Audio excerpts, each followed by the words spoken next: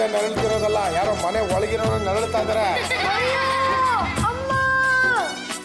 ಪತ್ತು ಈ ವಾಯ್ಸ್ ಎಲ್ಲೋ ಕೇಳ್ದಂಗಿದೆ ಅಲ್ವಾ? ಇರು ಇನ್ನೊಂದ್ಸಲ ಕೇಳ್ಸ್ಕೊಬಿಡೋಣ. ಇದು ನಮ್ಮ ಜಾಜತ್ಗೆ ವಾಯ್ಸೆ. ಹ್ಞೂ ಕಣ, ಅವ್ರು ಒಬ್ರೆ ಪಾಪ ರೂಮಲ್ಲಿ ನರಳ್ತಾ ಇದಾರೆ. ನಾವಿಬ್ರು ಆ ರೂಮ್ ಒಳಗೆ ಹೋದ್ರೆ ಚೆನ್ನಾಗಿರಲ್ಲ. ಒಬ್ರೇ ರೂಮ್ಗಳಿಗೆ ಹೋದ್ರೆ ಮಕ್ ಹೊಡೆದು ಕಳಿಸ್ತಾರೆ. ಏನ್ ಮಾಡ್ದಿ ಈಗ? ನಿನ್ ಹೆಂಡತಿ ಪಲ್ಲು ಇದ್ದಾಳಲ್ಲ, ಕರೆದು ಚೂಪ್ ಬಿಡು. ಕರೆಕ್ಟ್ ಆಗಿ ಹೇಳ್ದೆ ಕಣ, ಇಂಥ ಕೆಲ್ಸಕ್ಕೆಲ್ಲ ಅಂತವ್ರನ್ನ ಬಳಸ್ಕೋಬೇಕು. ಏನಮ್ಮ ಪಲ್ಲು, ಸ್ವಲ್ಪ ಬರ್ತೀಯಮ್ಮ? ನರಳ್ತಿರ್ತು ಬೇರೆ ಯಾರು ಅಲ್ಲಮ್ಮ, ನಮ್ಮ ಜಾಜಿ ಅದಕ್ಕೆ. ಅವ್ರಿಗೇನ್ ಬಂತು ದೊಡ್ಡರೋಗ? ಪಲ್ಲು ಹಣ ಮೊತ್ತಕ್ಕೊಂದು ಅರ್ಥ ಬಿಡ್ವನಮ್ಮ. ಅವರು ನಮ್ಮ ಜಾಜಿ ಅದಕ್ಕೆ ಕೇಳ್ದಾಗೆಲ್ಲ ನಮ್ಗೆ ಮಸಾಲೆ ದೋಸೆಗೆ $200 ಕೊಟ್ಟಿದ್ದಾರೆ. ಅಂತದ್ದು ನೀನು ಚಿಕ್ಕ ರೋಗ ಅಂತ ಬೇಕಾದ್ರೆ ಹೇಳು, ಒಪ್ಕೋತೀವಿ. ದೊಡ್ಡ ರೋಗ ಅಂತ ಮಾತ್ರ ಹೇಳ್ಬೇಡ. ಏನ್ ಹೋಗ್ಬಿಟ್ಟು ಅದು ಏನಾಗಿದೆ ಅಂತ ವಿಚಾರಿಸ್ಕೊಂಬಾರೆ. ಓ ಇನ್ಯಾರು? ನೀನು ಅಂದ್ರೆ ಯಾರು? ಗಂಡುಗಲಿ ವಂಶದ ಏಕೈಕ ಮನೆ ಮಗಳು. ನಿನ್ನ ಮನೇಲಿ ಎಲ್ಲಿ ಬೇಕಾದ್ರೆ ಓಡಾಡೋ ಅಧಿಕಾರ ನಿನಗಿದೆ. ನಡಿ, ನಡೆ ಮುಂದೆ ನುಗ್ಗಿ ನಡೆ ಮುಂದೆ, ಹಿಕ್ಕಿ ನಡೆ ಮುಂದೆ. ಪದ್ದ ಹೆಂಗೆ ನನ್ನ ಹೆಂಡತಿ? ನಿನ್ನ ಹೆಂಡತಿ ಇಂಥ ಕೆಲ್ಸಗಳಿಗೆ ಲಾಯಕ್ ಅಂತ ಪ್ರೂವ್ ಆಗೋಯ್ತು. ಏನಪ್ಪ ಜಾಜಿತ್ಗೆ ಏನಾಗಿದೆ ಗೊತ್ತಾ? ಏನಾಗಿದೆ ಅಮ್ಮ? ಜಾಜತ್ಗೆ ಏನಾಯ್ತು? ಕಾಲ್ಗಳು ಸಿಕ್ಕಾಪಟ್ಟೆ ಪೇನ್ ಆಗ್ತದೆ, ಕಂಟ್ರೋಲ್ ಮಾಡ್ಕೊಳಕ್ಕೆ ಆಗ್ತಾ ಇಲ್ಲ. ಅಯ್ಯೋ ಜಾಜತ್ಗೆ ನಿಮಗೆ ಬಂದಿರೋ ಕಾಲ ನಾವು ನಮ್ಗಾರ ಬರ್ಬಾರ್ದಾಗಿತ್ತ. ಇದು ಪ್ರಶ್ನೆ ಆಗಿಲ್ಲ. ಗೊತ್ತಾಗೋಯ್ತು, ನನಗೆಲ್ಲ ಗೊತ್ತಾಗೋಯ್ತು. ಮನೆ ದೇವರ ಕಾಟ ಶುರುವಾಗಿದೆ. ಇದನ್ನ ನಿವಾಳಿಸಿ ಮೀಸಲು ಕಟ್ಬಿಟ್ರೆ ಎಲ್ಲ ಸರಿ ಹೋಗುತ್ತೆ. ಸರಿಯಾಗಿ ಕುತ್ಕೊಮ್ಮ. ಅಲ್ಲು, ಇದನ್ನ ದೇವರ ಮನೇಲಿ ಇಟ್ಟು ದೇವರ ಹೆಸರಿನಲ್ಲಿ ಒಂದು ತಾಯ್ತ ತಗೊಂಡ್ ಬಾ, ಕಟ್ಟಿಬಿಟ್ರೆ ಎಲ್ಲ ಸರಿ ಹೋಗುತ್ತೆ. ಅಲ್ಲೋ, ಒಂದು ದೇವರ ಹೆಸರಲ್ಲಿ ತಾಯ್ತ ಕಟ್ಟೋ ಬದಲು ಎಲ್ಲ ದೇವರ ಹೆಸರಲ್ಲೂ ತಾಯ್ತ ಕಟ್ಬಿಡೋಣ. ಎಲ್ಲಾ ದೇವರು ಕರೆಸ್ಕೊಂಡ್ರೆ ಕೆಲಸ ಸುಲಭ ಆಗುತ್ತೆ. ಪಲ್ಲು, ಅಲ್ಲಿರೋ ತಾಯ್ತಗಳನ್ನೆಲ್ಲ ತಗೊಂಡ್ ಬಂದ್ಬಿಡು, ಕಟ್ಟಿಬಿಟ್ರೆ ಎಲ್ಲ ಸರಿ ಹೋಗುತ್ತೆ. ಏನಾಗಿದೆಯಮ್ಮ? ಏನಾಗಿದೆ ಎತ್ತ ಅಂತ ಗೊತ್ತಿಲ್ದಾರೆ ಮೀಸಲು ಕಟ್ಟಿಬಿಟ್ರ? ಕಾಲ್ ನೋವು ನಿಮಗ ನನಗಲ್ಲ ಅತ್ತೆವ್ರೆ, ನಿಮ್ಮ ಮುದ್ದಿನ ಸೊಸೆಗೆ ವಾಸಿ ಆಗುತ್ತೆ ಬಿಡಮ್ಮ. ತಗೋಮ್ಮ. ಕೈ ನೀಡಮ್ಮ, ಎಲ್ಲೆಲ್ಲೂ ಕಟ್ಟಿ.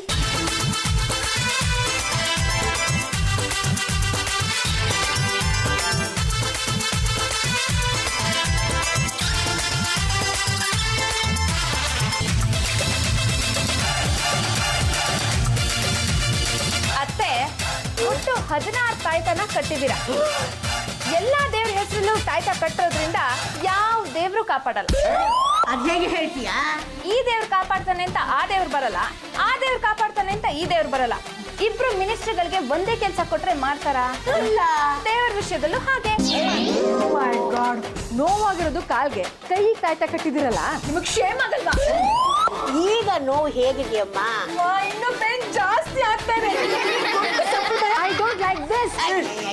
ಇಲ್ಲಮ್ಮ, ಆ 3-in-1 ಡಾಕ್ಟರ್ನ ಕಳ್ಸು, ಅವನು ಬಾಯಿಗೆ ಒಂದಷ್ಟು ಬೀಳಿ.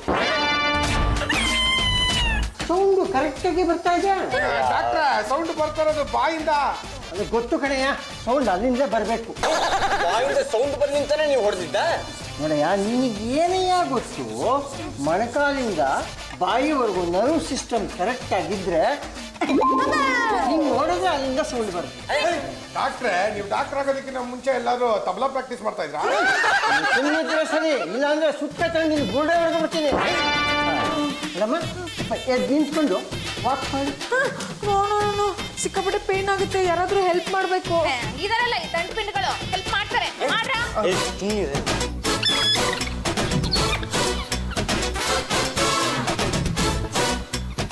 Please help me.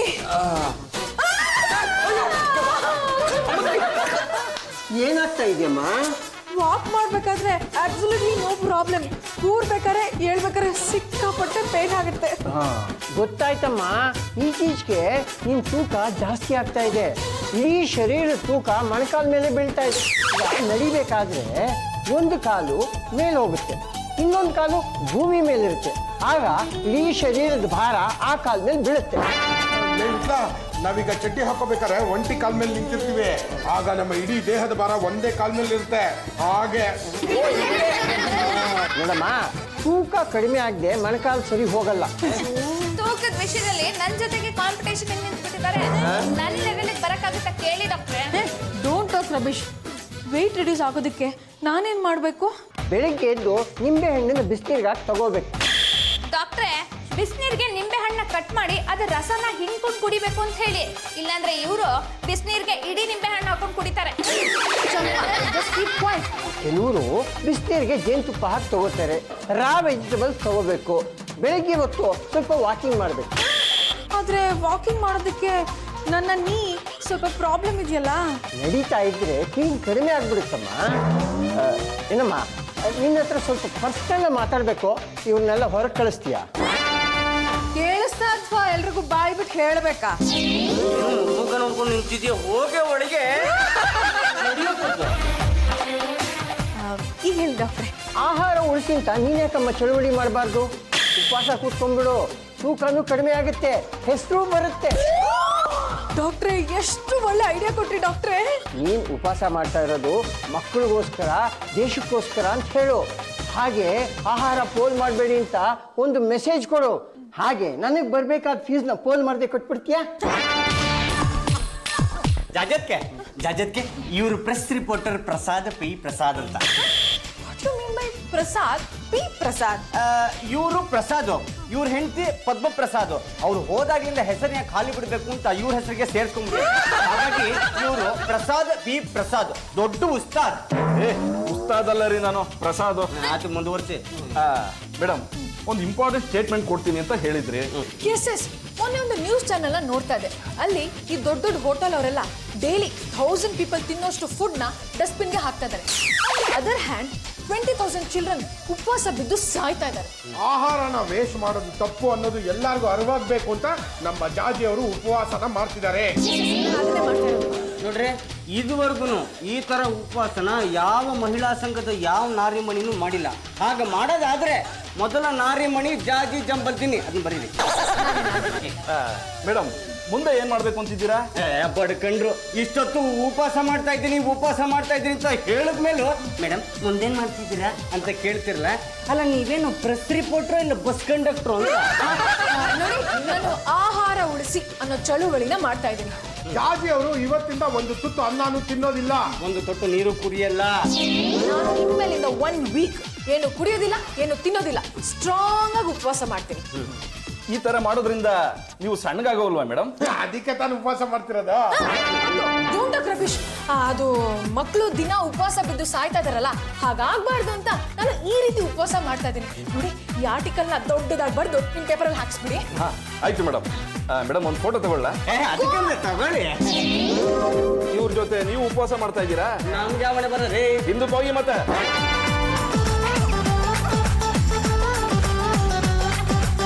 ನಾನು ಇನ್ನು ಬರ್ತೀನಿ. Okay, thank you sir. Okay. ಜಾಜಿಯವರೇ, ನಿಮ್ಮ ಉಪವಾಸ ಇವಾಗಿಂದಲೇ ಶುರು. ಜಾಜತ್ಗೆ ಇದೇ ಖುಷಿನಲ್ಲಿ ಹೋಗಿ ಮಸಾಲೆ ದೋಸೆ ತಿನ್ಕೊಂಡ್ಬರ್ತೀವಿ. 200 ರೂಪಾಯಿ ಕೊಡಿ. ಏನಮ್ಮ ನನ್ನ ಮುದ್ದಿನ ಸೊಸೆ, ಒಂದು ವಾರ ಪೂರ್ತಿ ಅನ್ನ ನೀರು ಇಲ್ಲದೆ ಇರ್ತೀಯಾ? ಎಸ್, ಸಮಾಜದಲ್ಲಿ ನೇಮ್ ಅಂಡ್ ಫೇಮ್ ತಗೋಬೇಕು ಅಂದ್ರೆ ಈ ರೀತಿ ಟ್ರಿಕ್ಸ್ ಎಲ್ಲ ಮಾಡ್ಲೇಬೇಕಾಗತ್ತೆ. ಯಾವ್ದೋ ರಾಜಕಾರಣಿ ಕ್ಯಾಮ್ರಾ ಮುಂದೆ 1 ವಾರ ಉಪವಾಸ ಮಾಡ್ತೀನಿ ಅಂತ ಹೇಳಿ ಅವತ್ ಸಂಜೆನೆ ಟೆಂಟ್ ಎತ್ಕೊಂಡು ಹೋದ್ವಿ.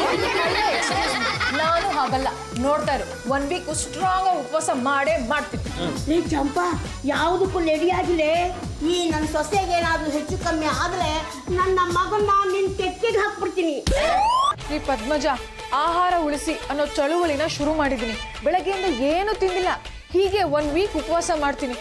ಈಗಲೇ ವೀಕ್ ಆಗಿದ್ದೀನಿ, ಮುಂದೆ ಏನಾಗುತ್ತೋ ಗೊತ್ತಿಲ್ಲ. ಓಕೆ ರೀ, ಬಾಯ್.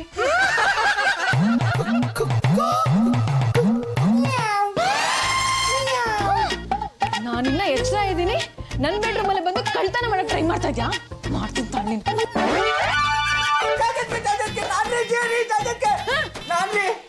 ನೀನ್ ಯಾಕೋ ಬಂದೆ? ಅದು ನೀವು ಉಪವಾಸ ಇದ್ದೀರಲ್ಲ, ನೀವು ತಿನ್ನೋದು ಯಾರಿಗೂ ಗೊತ್ತಾಗ್ಬಾರ್ದು ಅಂತ ಊಟನ ಕಟ್ಟಿಸ್ಕೊಂಬಂದಿದ್ದೀನಿ. Very good. ಗೋ.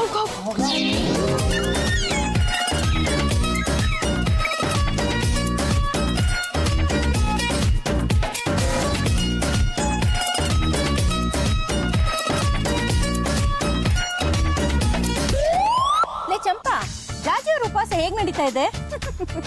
ಆಚೆ ಮನೆ ಸುಬ್ಬಮ್ಮನ ಏಕಾದಶಿ ಉಪವಾಸ. ಅಂದ್ರೆ ಬೆಳಕಿದ್ದಾಗ ಏಕಾದಶಿ, ಕತ್ಲಾದ್ಮೇಲೆ ಯುಗಾದಿ ಹಬ್ಬ. ಯಾರಿಗೂ ಗೊತ್ತಾಗಲ್ವಾ? ಎಲ್ರು ಮಲಗಿರ್ತಾರಲ್ಲ, ಇಡೀ ಪ್ರಪಂಚನೇ ಮಲಗಿದ್ಮೇಲೆ ಯಾವ ಅವ್ಯವಹಾರ ಬೇಕಾದ್ರೂ ಮಾಡ್ಬೋದು. ಪ್ರೆಸಿಡೆಂಟ್ ಆಗಿ ನಾನ್ ಹೇಳ್ತಾ ಇದೀನಿ, ಪ್ರಚಾರ ಅನ್ನೋದು ಸಂಘಟನೆಗಳಿಗೆ ಹೋರಾಟಕ್ಕೆ ಸಿಗ್ಬೇಕೋ ಹೊರತು ಒಬ್ಬ ವ್ಯಕ್ತಿಗಲ್ಲ. ಅಂದ್ರೆ ನೀನ್ ಹೇಳ್ತಾ ಇರೋದು ನಮ್ಗೆ ಅರ್ಥ ಆಗ್ತಾ ಇಲ್ಲ. ಜಾಜಿ ಅವರು ಎಲ್ರ ಕಿವಿ ಮೇಲೂ ಹೂ ಬಿಡ್ತಾ ಇದಾರೆ. ಕಿವಿ ಮೇಲೆ ಲಾಲ್ ಬಾಗೆ ಇಟ್ಟಿದ್ದಾರೆ, ಆದ್ರೆ ನೀವ್ ನೋಡ್ಕೊಂಡಿಲ್ಲ ಅಷ್ಟೇ.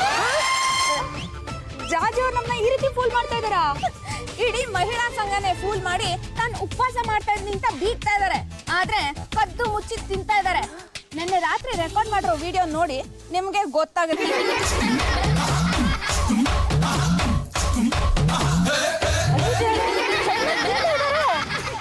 ನಾನು ಡೇಟ್ ಹಾಕಿ ರೆಕಾರ್ಡ್ ಮಾಡ್ತಾ ಇದ್ದೀನಿ. ನಾಳೆ ಮಂತ್ರಿಗಳನ್ನ ಕರೆಸಿ ಇವತ್ತಿಗೆ 1 ವಾರದ ಉಪವಾಸ ಮುಗೀತು ಅಂತ ಜ್ಯೂಸ್ ಕುಡಿದು ಪ್ರಚಾರ ಗಿಟ್ಟಿಸ್ಕೊತಾರೆ. ಆಮೇಲೆ ಪೇಪರ್ ನಲ್ಲಿ ದೊಡ್ಡದಾಗಿ ಫೋಟೋ ಹಾಕಿಸ್ಕೊತಾರೆ. ಜಾಜಿ ಅವರು ಈ ರೀತಿ ಮೋಸ ಮಾಡಕ್ಕೆ ನಾನ್ ಬಿಡಲ್ಲ. ಈ ವಿಷಯನ ರಾಜೇಶ್ವರಿಗೆ ಹೇಳಿ ಅವ್ರಿಗೆ ಸರಿಯಾಗಿ ಬುದ್ಧಿ ಕಲಿಸ್ತೀವಿ. ಜಾಜತ್ಗೆ ಮಹಿಳಾ ಸಂಘದ ಮಹಿಳಾ ಮಣಿಗಳು ಬರ್ತಿದ್ದಾರೆ. ರೆಡ್ ಹ್ಯಾಂಡ್ ಆಗಿ ಸಿಕ್ಕಾಕೊಂಡ್ಬಿಡ್ತೀನಲ್ಲೋ. ಅದಕ್ಕೆ ಯಾಕೆ ಕೆಡ್ಸ್ಕೊತ್ರ? ನಾನ್ ತಿಂತೀನಿ ಬಿಡಿ. ಜಾಜಿ ಅವ್ರೆ, ಹೇಗ್ ನಡೀತಾ ಇದೆ ನಿಮ್ ಉಪವಾಸ? 2 ದಿವಸದಿಂದ ಉಪವಾಸ ಇದೀನಲ್ಲ, ಸಿಕ್ಕಾಪಟ್ಟೆ ಸುಸ್ತಾಗ್ತಾ. ಅಲ್ಲ ಕಣೋ, ಉಪವಾಸ ಮಾಡೋರ್ ಮುಂದೆ ಕೂತ್ಕೊಂಡು ತಿಂತಿದ್ಯಲ್ಲ, ನಾಚಿಕೆ ಆಗಲ್ವಾ? ಕೊಡಲಿ. ಉಪವಾಸ ಮಾಡೋರ್ ಮುಂದೆ ಹೀಗೆ ಕೂತ್ಕೊಂಡು ತಿಂದ್ರೆ ಕಂಡ್ರೆ ಅವ್ರಿಗೂ ಮಾರೋ ಸಪೋರ್ಟ್ ಸಿಗೋದು ಗೊತ್ತು. ಜಾಜತ್ಗೆ ಇವರೆಲ್ಲ ಹೋದ್ಮೇಲೆ ಕರೀರಿ, ಆಮೇಲೆ ನಿಮ್ ಮುಂದೆ ಬಂದು ತಿಂತೀನಿ. ಜಾಜಿ ಅವ್ರೆ, ಬೆಳಗ್ಗೆ ರಾಜೇಶ್ವರಿ ಸಿಕ್ಕಿದ್ರು. ಏನಂದ್ಲು? ಮನೇಲಿ ಕುತ್ಕೊಂಡು ಉಪವಾಸ ಮಾಡಿದ್ರೆ ಕದ್ದು ಮುಚ್ಚಿ ಏನಾದ್ರೂ ತಿನ್ಬೋದು, ಪಬ್ಲಿಕ್ ರೋಡ್ ನಲ್ಲಿ ಉಪವಾಸ ಮಾಡಿದ್ರೆ ಕದ್ದು ಮುಚ್ಚಿ ಏನು ತಿನ್ನಕ್ಕಾಗಲ್ಲ ಅಂದ್ರು. ಹಾಗಂತ ನಾನು ರಸ್ತೆಯಲ್ಲಿ ಕುತ್ಕೊಂಡು ಉಪವಾಸ ಮಾಡಲ್ಲಪ್ಪ. ಉಪವಾಸ ಮಾಡೋ ಹಾಗಿದ್ರೆ ಮನೆಯಲ್ಲೇ ಕುತ್ಕೊಂಡು ಉಪವಾಸ ಮಾಡ್ತೀನಿ. ರಾಜೇಶ್ವರಿ ಬಾಯಿ ಮುಚ್ಚಿಸ್ಬೇಕು ಅಂದ್ರೆ ನಿಮ್ ಮನೇಲೆಲ್ಲ CC ಕ್ಯಾಮ್ರಾ ಫಿಕ್ಸ್ ಮಾಡ್ಬೇಕಾಗುತ್ತೆ. CC ಕ್ಯಾಮ್ರಾನ ಯಾಕೆ? ಆ ಕದ್ದು ಮುಚ್ಚಿ ತಿನ್ನಕ್ಕಾಗಲ್ವಲ್ಲ, ಅದಕ್ಕೆ ಮಾಡ್ತೀರಾ? ಎಲ್ಲಾ ರೂಮ್ ನಲ್ಲೂ ಫಿಕ್ಸ್ ಮಾಡ್ಬಿಡಿ. ಚಂಪ, ನನ್ನ ರೂಮಲ್ಲಿ ಓಕೆ, ಎಲ್ಲ ರೂಮಲ್ಲೂ ಯಾಕೆ? ನೀವು ಬೇರೆ ರೂಮ್ ಹೋಗಿ ಕದ್ದು ಮುಚ್ಚಿ ತಿನ್ನಲ್ಲ ಅಂತ ಏನ್ ಗ್ಯಾರಂಟಿ? ಅದಕ್ಕೆ ಹೇಳ್ದೆ. ರಾಜಿ ಅವರೇ, ಬೇಜಾರ್ ಮಾಡ್ಕೊಳ್ಬೇಡಿ. ರಾಜೇಶ್ವರಿ ಅವ್ರ ಬಾಯಿ ಮುಚ್ಚಿಸಕ್ಕೋಸ್ಕರ ನಿಮ್ ಮನೆ CC ಕ್ಯಾಮ್ರಾ ಫಿಕ್ಸ್ ಮಾಡ್ತೀವಿ, ಓಕೆನಾ? Okay okay. ಲಾಮ ಲಾಮ ಲಾಮ ಹಸಿಲು ಗಿಣಿಯಲ್ಲ ಊರಿನಲ್ಲಿ ನೀನು ಬಂದಿ, ಹಾಡಿನಲ್ಲಿ ನಾನು ಬಂದಿ. ಲಾಮ ಲಾಮ ಲಾಮ ಹಸಿ ಅಯ್ಯ ಲಾಮ ಲಾಮ ಫ್ಲಾಟ್ನಲ್ಲಿ 500 ರೂಪಾಯಿ ಕಾಣ್ತಾನೆ ಇಲ್ವಲ್ಲ, ಎಲ್ಲಿ ಹೋಯ್ತು? ಅಯ್ಯೋ ಚಂಪಾ, ಚಂಪಾ, ಚಂಪಾ, ಪೆಟ್ರೋಲ್ ಇಟ್ಟಿದ್ದ 500 ರೂಪಾಯಿನ ಯಾರೋ ಕದ್ಬಿಟ್ಟಿದ್ದಾರೆ ಕಣೆ. ಯಾರೋ ಕದ್ಬಿಟ್ಟಿದ್ದಾರೆ ಅತ್ತೆ. ನಮ್ಮ ಮನೆಗೆ ಯಾವ ಕಳ್ಳಲು ಬಂದು ಕದಿಯೋದಕ್ಕೆ ಸಾಧ್ಯ? ಅದಕ್ಕೆ ಯಾಕೆ ಯೋಚನೆ ಮಾಡ್ತೀರಾತೆ?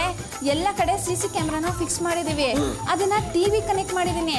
ಯಾಕೆ ಕದ್ದಿರೋದು ಅಂತ ಗೊತ್ತಾಗುತ್ತೆ, ನೋಡೋಣ ಬನ್ನಿ.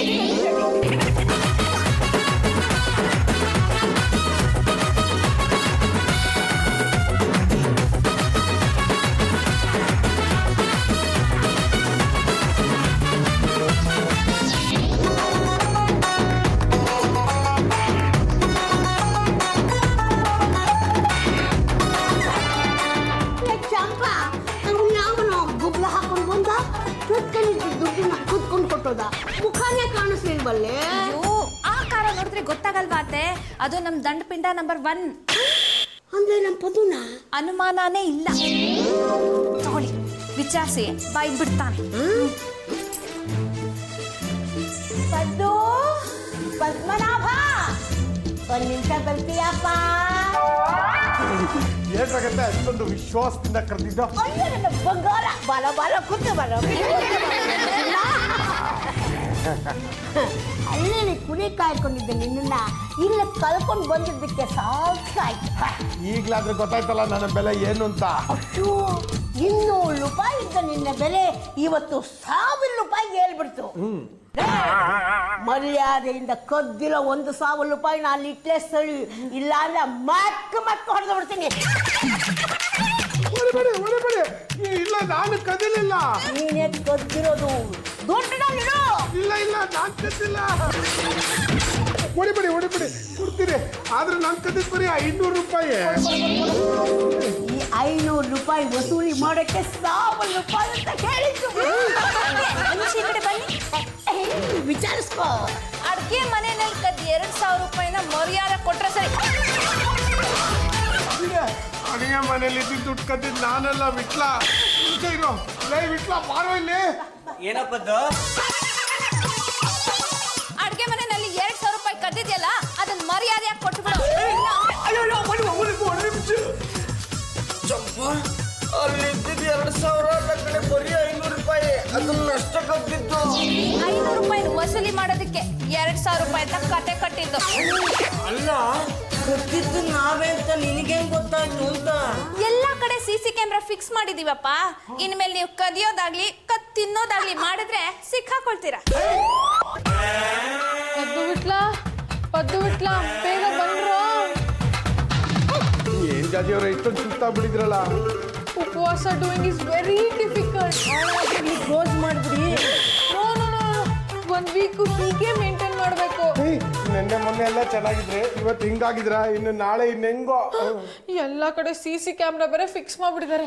ಏನ್ ಮಾಡ್ಬೇಕು ಅಂತಲೇ ಗೊತ್ತಾಗ್ತಾ ಇಲ್ಲ. ಕದ್ದು ಮುಚ್ಚಿ ತಿಂದ್ರೆ ಸಿಕ್ಕಾಕೊಂಡ್ಬಿಡ್ತೀರಾ. 4 ಡೇಸ್ ಹೀಗೆ ಮೇಂಟೈನ್ ಮಾಡ್ಬೇಕು. ನೀವು ಜಜತ್ಗೆ ಒಂದು ಕೆಲಸ ಮಾಡಿ, ನೀವು ಟೆರೆಸ್ಗೆ ಹೋಗಿ. ಟೆರೆಸಲ್ಲಿ CC ಕ್ಯಾಮ್ರಾ ಇರಲ್ಲ. ನಾವು ಅಡುಗೆ ಮನೆಯಿಂದ ಜ್ಯೂಸ್ ತಗೊಂಡ್ಬರ್ತೀವಿ. ಅದನ್ನು ಕುಡಿದ್ರೆ ಸುಸ್ತು ಕಡಿಮೆ ಆದರೂ ಆಗಬಹುದು. ಮೊದ್ಲು ಆ ಕೆಲಸ ಮಾಡಿ. ಸುಮ್ಮನೆ ಕೆಲಸ ಮಾಡಕ್ಕಾಗುತ್ತಾ? ಲೇ ಉಪವಾಸ ಬಿದ್ದು ಸಾಯ್ತಾ ಇದೀನಿ. ಇಂಥ ಟೈಮಲ್ಲೂ ಮನೆ ಕೇಳ್ತಿರಲ್ಲ. ಶೇಮ್ ಆಗದೇನೋ ನಿಮ್ಗೆ? ನನ್ ಕೆಲವು ಹೊಡೆಯಕ್ಕೂ ಶಕ್ತಿ ಇಲ್ಲ. ಹೋಗ್ ತಗೊಂಡ್ರ.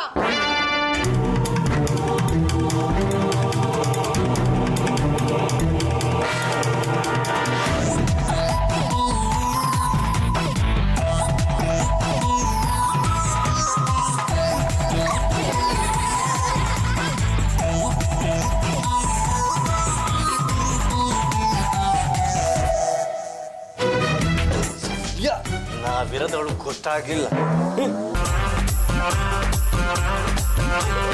ಬೇಗ ಕುಡಿದ್ಬಿಡಿ. ಯಾರು ಬಂದು ನೋಡ್ಬಿಟ್ರೆ ಕಷ್ಟ.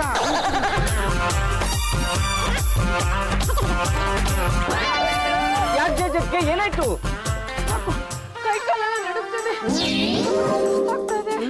ಕರ್ಕೊಂಡು ನಡೀರೋ.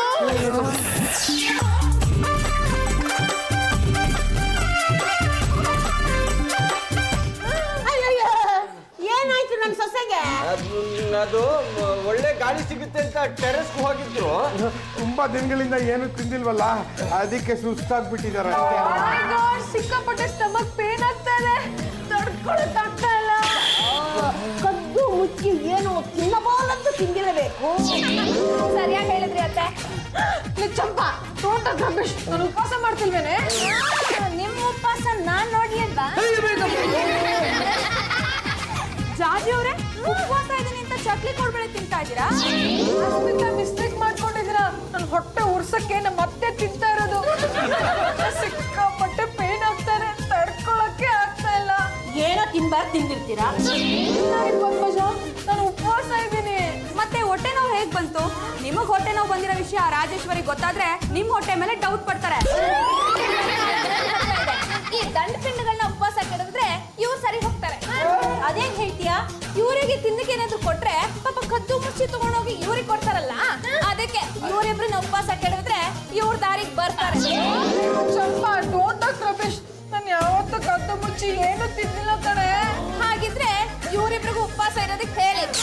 ಸಾರಿ ಬಿಡು, ಇನ್ಮೇಲೆ ಇವರಿಬ್ರು ನನ್ನ ಜೊತೆ ಉಪವಾಸ ಇರ್ತಾರೆ. ಏನಪ್ಪ ನೀವ್ಯಾಕೆ ಉಪವಾಸ ಇದ್ದೀರಾ? ನನ್ನ ಕರ್ಮ ಜಾಜತ್ಗೆ ಸಪೋರ್ಟ್ ಮಾಡೋದಕ್ಕೋಸ್ಕರ ನಾವು ಉಪವಾಸ ಇದ್ದೀವಿ. ಅಯ್ಯೋ ಉಪವಾಸ ಇರೋದು ಇಷ್ಟು ಕಷ್ಟ ಅಂತ ನಮಗ್ ಗೊತ್ತೇ ಇರ್ಲಿಲ್ಲ. ಎಷ್ಟು ದಿವಸ ಇರ್ಬೇಕಾ ಯಾರಿಗೆ ಗೊತ್ತು. 4 ಗಂಟೆಗೆ ಹೊಟ್ಟೆದಲ್ಲಿ ಎಗಡಗಳು ಓಡಾಡಕ್ ಶುರು ಆಗ್ಬಿಟ್ಟಿದೆ. ನೋಡ್ತಿದ್ದ ಅಯ್ಯೋ ಅನ್ನಿಸ್ತಿದ್ಯಪ್ಪ. ಅಯ್ಯೋ ಅನ್ನೋದ್ರಿಂದ ಏನು ಪರಿಹಾರ ಆಗಲ್ಲಮ್ಮ. ಪರಿಸ್ಥಿತಿನೂ ಸುಧಾರಿಸೋದಿಲ್ಲಮ್ಮ. ಹಾಗಾದ್ರೆ ನಾನು ಏನ್ ಮಾಡ್ಲಿ? ನೋಡು ನೀನ್ ಹೆಲ್ಪ್ ಮಾಡೋದಾದ್ರೆ ನಾವು ಟೆರೆಸ್ ಅಲ್ಲಿ ಒಂದು ಪಾರ್ಟಿ ಇಟ್ಕೋತೀವಿ. ಅದಕ್ಕೆ ಜಾಜಿ ಅವ್ರನ್ನು ಕರಿತೀವಿ. ನಮ್ಗೆ ಏನೇನ್ ಬೇಕೋ ಅದನ್ನ ತಂದ್ಕೊಟ್ರೆ ನಮಗೆ ತುಂಬಾ ಹೆಲ್ಪ್ ಆಗುತ್ತೆ. ಅಷ್ಟೇ ತಾನೇ, ವ್ಯವಸ್ಥೆ ಮಾಡ್ತೀನಿ ಬಿಡಿ.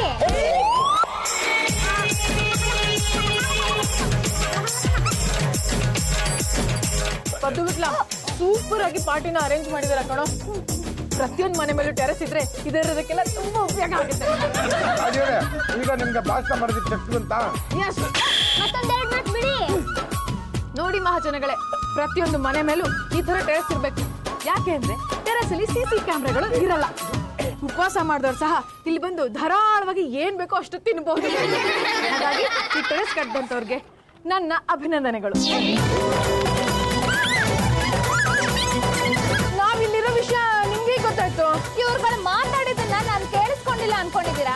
ಮೇಡಮ್, ಉಪವಾಸ ಮಾಡ್ತೀನಿ ಅಂತ ಪ್ರಚಾರ ಮಾಡಿ ಕದ್ದು ಮುಚ್ಚಿ ಈ ತರ ತಿಂತಾ ಇದ್ದೀರಲ್ಲ, ಇದನ್ನೆಲ್ಲ ಫೋಟೋ ತಗೊಂಡಿದ್ದೀನಿ. ನಾಳೆ ನಮ್ಮ ಪೇಪರ್ನಲ್ಲಿ ನಿಮ್ದೆ ದೊಡ್ಡ ಸುದ್ದಿ. ಅಷ್ಟೇ ಅಲ್ಲ, ಈ ವಿಷಯನ ರಾಜೇಶ್ವರಿ ಮುಟ್ಟಿಸ್ತೀವಿ. ಬನ್ನಿ ಹೋಗೋಣ. ನೀವು ಮೊನ್ನೆ ಜ್ಯೂಸ್ ಕುಡ್ದಿದ್ದು, ಅವತ್ ರಾತ್ರಿ ಕದ್ದು ತಿಂದಿದ್ದು, ಈಗ ತಿಂತಾ ಇರೋದು ಎಲ್ಲದನ್ನು ಈ ಮೊಬೈಲ್ ನಲ್ಲಿ ರೆಕಾರ್ಡ್ ಮಾಡ್ಕೊಂಡಿದ್ದೀನಿ. ಇದನ್ನ ಎಲ್ಲಾ ಚಾನೆಲ್ಗಳಿಗೂ ಕೊಟ್ಟು ನಿಮ್ ಮಾನನ ಹರಾಜ್ ಹಾಕ್ತೀನಿ.